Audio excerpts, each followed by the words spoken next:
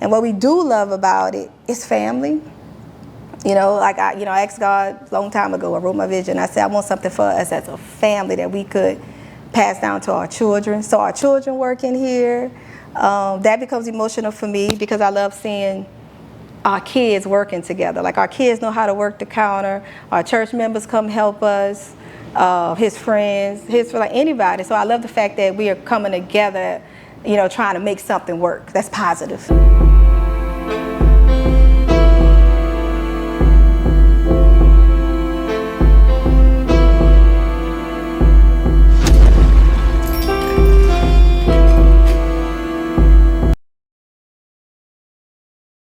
Well, I'm DeShonda. I am the co-owner of Smash It Out, and we are a recreational facility that does emotional wellness, fun, just different things to do in the community. I'm Julius. I'm also a co-owner, and I'm pretty much handling most of the fixing up of the place, the creativity, trying to generate more ideas for people to come in and have fun. And I'm a CJ the Truth, music manager. You know, for me, it was just getting people in here. Okay, well, Mash It Out was just simply started out of an idea.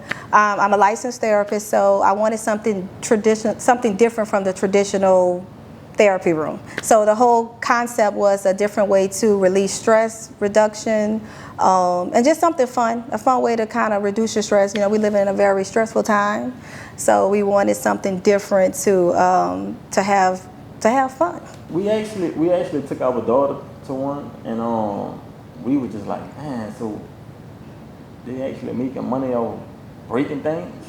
And I said, you know, my wife said, babe, you know what, we should do that. But I kind of was like, oh, I don't know. You know, yeah, he wasn't feeling it. Yeah. He wasn't feeling my idea. Yeah, but then, you know, as time went on, I said, you know what, this might be something. So I brought it to my brother, and I thought about it, and he was like, you know what? Because he's also with putting things together. He's a, you know, he does real estate, he loves rebuilding homes. So we thought like, okay, with my clinical skills, his skills of putting things together, and my husband's skills of management and just, you know, marketing, you know, we thought like, you know what? I think this is what God wants us to do. Yeah, I break stuff apart, I create stuff, try and create different ways for people to have fun. I know my sister talked about the therapy part of it, but I try to focus on people just having fun. So that's why we do the sipping paints, different arts and craft ideas that we're going to have. Just creating a venue for people to come in and enjoy their stuff. Even though they're smashing for fun, I do allow them to debrief. You know, I want people to really release emotional buildup. And you'll be surprised how many people are really dealing with anger. There's a lot of stress. The economy is the way it is. There's a lot of suicidal things going on. So I just encourage my clients to express themselves in a way where they're not going to the hospital, we're not breaking up the things in their home, and just somewhat to just have fun. I got into music managing, being a manager in 2015. Being around these artists, you know, I realized that artists deal with a lot too, you know, like just things within their career. So, you know, they be needing that, you know, that mental health time, you know, so coming here to take the anger out on smashing things is a good idea, you know, good way for them to just let some things out too. We actually do it together. We have a lot of family friends that email us, call us. You know, have people on Instagram, Facebook. They just like, hey, we have some junk. We have some TVs. We have stuff. He drives around and pick up things. Like I said, he loves putting things together. He's crafty. He loves that stuff. You would think a woman would love to put stuff together, but I don't. I just like to do paperwork and mental wellness. And people call him, he'll pick up stuff. So we do have a lot of support with people just bringing stuff. Sometimes we'll come here, we'll see stuff at the door. With restaurants that will save bottles for us. Definitely. I just went to Ponchatoula last week and got 15 TVs. Glasses and bottles. Yeah. They love the glasses and the bottles. Yeah. People like to see things shatter, so. But they also love the plate. So that's one of my little exercises that I do. I have everyone write on there, what's on your plate? And so some people, you'll be surprised the things that people put on there, like grief, death, generational cycles of poverty or trauma. So I think that's exciting, and you know, even though it's a physical thing, it's also mental, you know, so I think it's exciting. You know, I believe in breaking generational curses, and it's part of my ministry is mental health, you know, so I'm actually a minister in training. So to me, that's a part of mental wellness and spiritual healing. So Sipping paints. skate night, You do skate night. ladies night. Ladies night. Couples nights. Oh, skill building, that's me. I have different youth programs that have come out, and we've done skill building exercises. I may have different professionals come in, social workers, psychologists come in and do emotional wellness with the children. So we can do everything, you know. It crosses over to everything. No matter what it is, even on down to divorce parties. Yep. Breakup parties. Gender reveals. We're waiting on a gender reveal. I'm waiting on someone to come smash for a gender reveal. Parties, yeah. We have the space, so we gonna use it. Yeah, some people come and bring their exes' clothes, shoes, video games, cell phones. You will be That surprised. box that's left over from when they moved out. They bring it in. Bring it in. And to store it away, like, you know, I don't see people smashed, you know, their exes' names on stuff. It's a no judgment zone. We let everyone listen to whatever music they want to listen to. We have from hip hop to praise and worship. I done seen it all. And it's amazing the testimonies that we see that come in, especially, you know, I try to turn off the therapy, but I think it glows over me. And so I always want to know, like, what are you smashing? Like, what are you relieving? So it's exciting.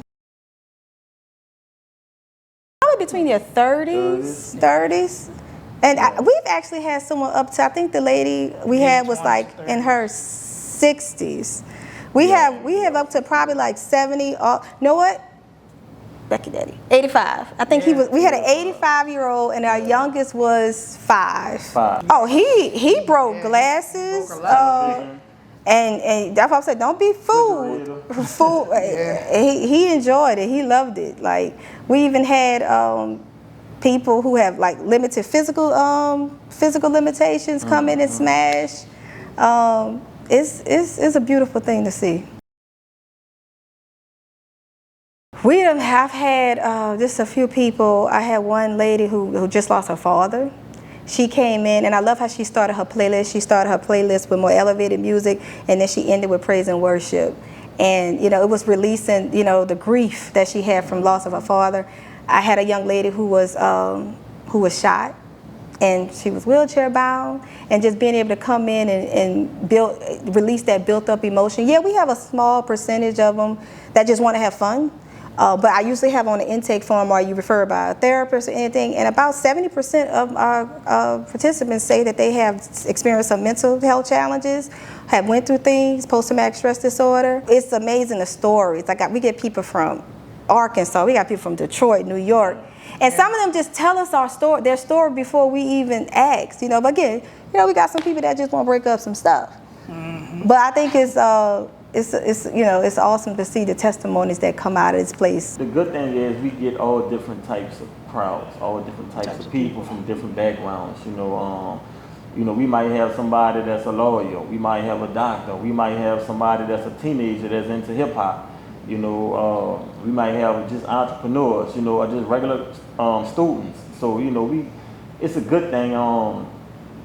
What I can say is, you know, like when my friend Razor and Super Cent came, you know, it kind of jump-started our followers on Instagram. So, and then from there, you know, we just start building. And even on down to the local artists, you know, even on down to athletes, you know, people deal with a lot that we just don't see.